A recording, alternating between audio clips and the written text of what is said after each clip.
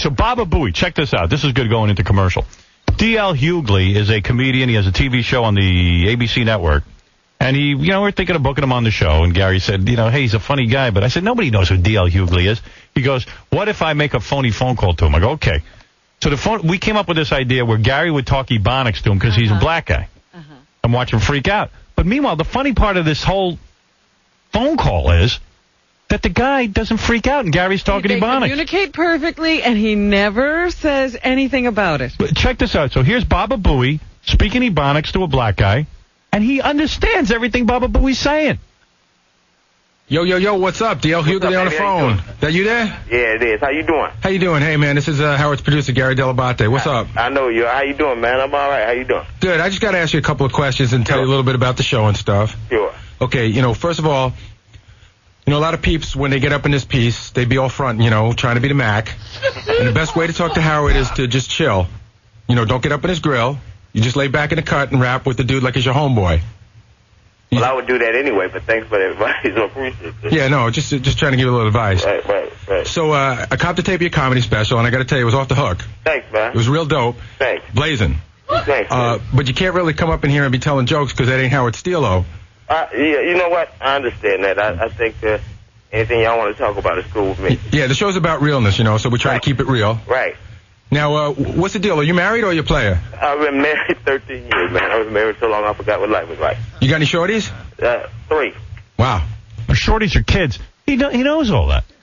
But, even that stuff about, don't get up in his grill and don't mac, and, he's like, I wouldn't have done that. And I'm like, what is it? Wait, it gets better. Wait, I got married when I was 21. You ever hit chicken heads or pigeons?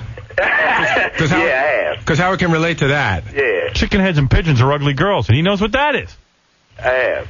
So he'll probably ask you about stuff like, do you ever, he'll ask you if you ever be scamming on a DL or something. Oh, yeah, man, you know what, I've been a man. Yeah. Because Howard loves to talk about hitting skins. Yeah. Scamming on the down low. Like, cheating on your wife. All right. Okay. I've heard him. I don't have no hidden scams, but I've tried to live my life out in open. Now, I'm not sure if you mentioned this in your show, but do you hit the Buddha at all? Because if you smoke trees, that's something you could definitely talk about. Well, you know what? For the purposes of this interview, no, I don't. But every now and again, I didn't inhale. Right. Like the president. Right. And and all the stuff he done, I done, so I should get to run for president. Now, let me ask you a little bit about, how about getting papers? Were you in a struggle before you were famous? You know what?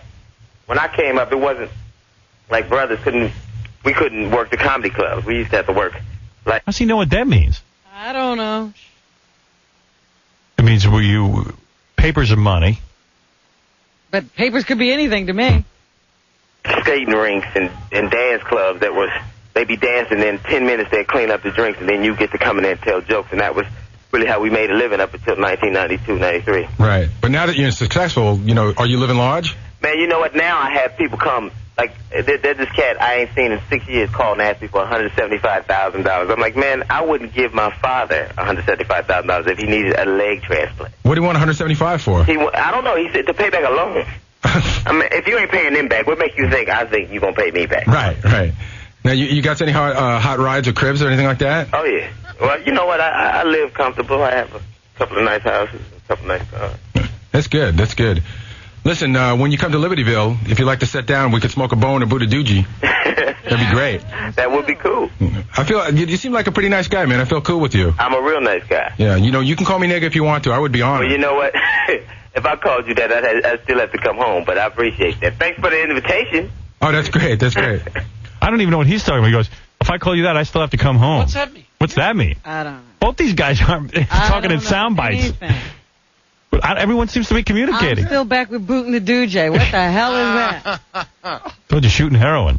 I still don't believe that. Thanks for taking the time to speak with me. You're good peeps. Thanks. And I think the interview's going to be the bomb. Thanks, I just needed to get, ask you a couple of questions about your life and stuff. Right on, boss man. All right. I can't believe Thanks, somebody asked me to shoot of heroin would be that normal. Anyway, so there it is.